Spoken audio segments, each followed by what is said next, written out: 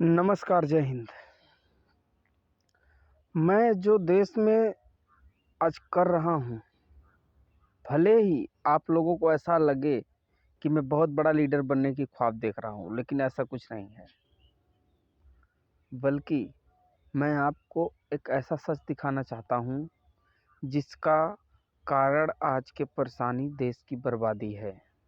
आज देश जिस गड्ढे में जा रही है, उस गड्ढे में ले जाने वाले लोग कौन हैं, उनकी क्या पहचान है, उनके पास कैसे पहुँचा जा सकता है और उनसे कैसे लड़ा जा सकता है। मैं एक साधारण नागरिक, देश का देशभक्त, देश की बहुत अंदर तक जाकर देश की हर प्रकार की सच्चाई ढूंढा, समझा, जाना, तब आज आप सबके सामने कुछ कीमती शब्द रखता हूँ, जो मुझे जानने में, समझने में बहुत समय लगा। क्या देश मेरा जानता है कि देश की आज़ादी मात्र 100 साल है? क्या देश पूरी तरह जानता है कि आज जो प्रधानमंत्री और उत्तर प्रदेश के मुख्यमंत्री हैं, ये दोनों बाप बेटे हैं? क्या देश ये जानता है कि ये दोनों अंग्रेज़ों के कहने पे सब कुछ कर रहे हैं? क्या देश में सब जानते हैं कि ये दोनों बाप बेटे हैं, बाप बेटे के साथ साथ एक ब्रिटिश अंग्रेज़ स्वयं हैं?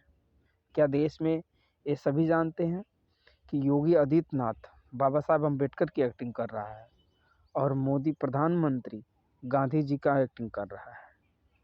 इन लोगों का केवल यही प्लान है, कैसे भी करके इंडिया को तोड़ो, ताकि 100 साल बाद जब परिवर्तन, विकास की बात आए तो इंडिया सबसे पीछे रहे।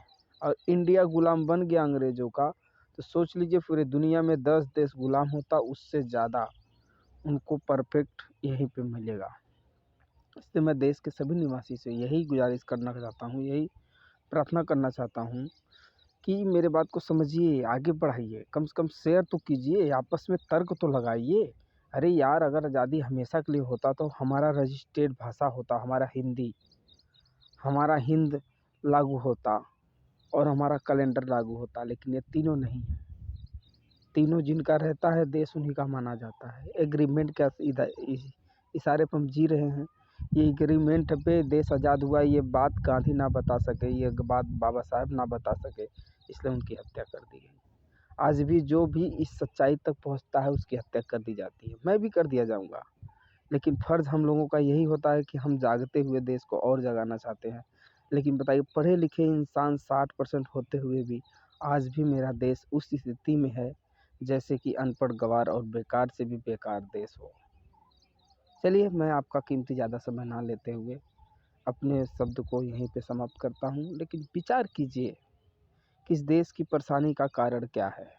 जिनको हम लाछन लगाते हैं कि नौकरी खा रहे हैं, जिनको हम लाछन लगाते हैं देश चूस रहे हैं, वो भी इसी देश में हैं और वो भी तकलीफ़ झेल रहे हैं।